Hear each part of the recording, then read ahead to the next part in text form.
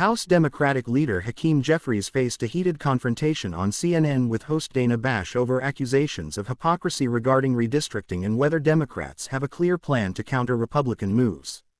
The clash unfolded during his appearance on State of the Union, where Bash pressed him on the apparent double standard between Democrats' criticisms of Republican gerrymandering and their own actions in states like New York. Bash directly questioned whether it was hypocritical for Democrats to attack Republicans while seeking to alter maps themselves. She cited New York's 2022 case, when Democrats bypassed the state's independent redistricting commission after it failed to agree on new maps and a court-appointed special master drew districts instead. Republicans and critics accused Democrats of attempting to force partisan maps while condemning GOP strategies elsewhere. Jeffries rejected the charge, insisting that the New York situation was fundamentally different from Republican-led efforts in states such as Texas. He argued that Republicans deliberately manipulated maps to disenfranchise voters and tilt elections, while Democrats in New York were responding to a legal and procedural breakdown. He claimed that any redistricting considerations by Democrats would be based on fairness, not the kind of racial or partisan gerrymandering Republicans were pursuing. When Bash asked if Democrats were planning to redraw maps in New York, Jeffries was deliberately vague. He admitted that there was a plan but would not reveal details, saying Democrats would respond, as appropriately in New York and in other parts of the country as the circumstances dictate. This cautious approach fueled speculation that Democrats are weighing aggressive redistricting in New York and California to offset Republican gains elsewhere. Critics highlighted New York Governor Kathy Hochul's evolving position on the matter, noting that she previously spoke against partisan gerrymandering but later suggested unlocking redistricting before 2028 to give Democrats more flexibility. That shift added fuel to claims that Democrats were positioning themselves to mimic tactics they had long denounced. The controversy stems from a broader battle over redistricting as both parties prepare for the 2026 midterms. In Texas, Republicans have advanced new maps with former President Donald Trump's encouragement, aiming to secure up to 5 additional seats in the House. Democrats, in response, are looking to states like California, where Governor Gavin Newsom has backed efforts to propose new congressional maps that could similarly hand Democrats as many as 5 more seats. This tit-for-tat escalation has turned redistricting into a national arms race, with both sides seeking structural advantages ahead of a crucial election cycle. Jeffries defended his party's approach by arguing that Republicans were gerrymandering out of weakness and fear of losing elections on the merits of their policies. He insisted that GOP leaders knew voters would reject their agendas, which is why they sought artificial victories through redistricting.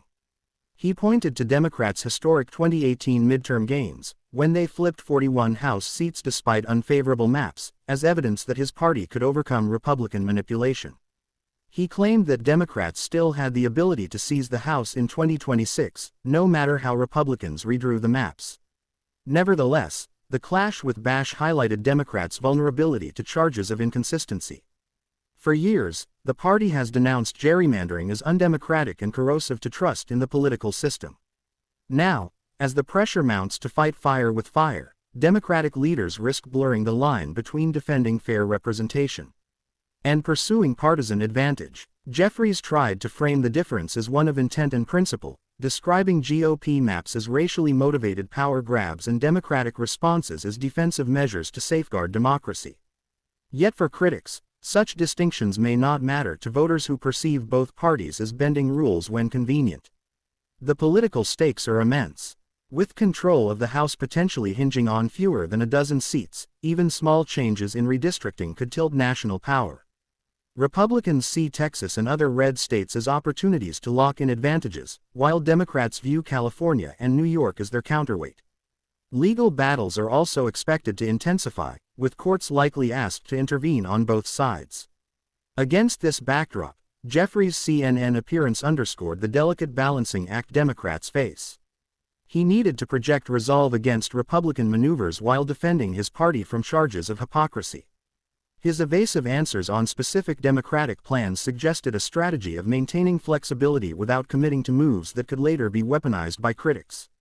The episode reflects a larger shift within Democratic strategy. Once firmly positioned as the party of reform and anti-gerrymandering rhetoric, Democrats are increasingly adopting a pragmatic posture, justifying aggressive moves as necessary responses to Republican escalation.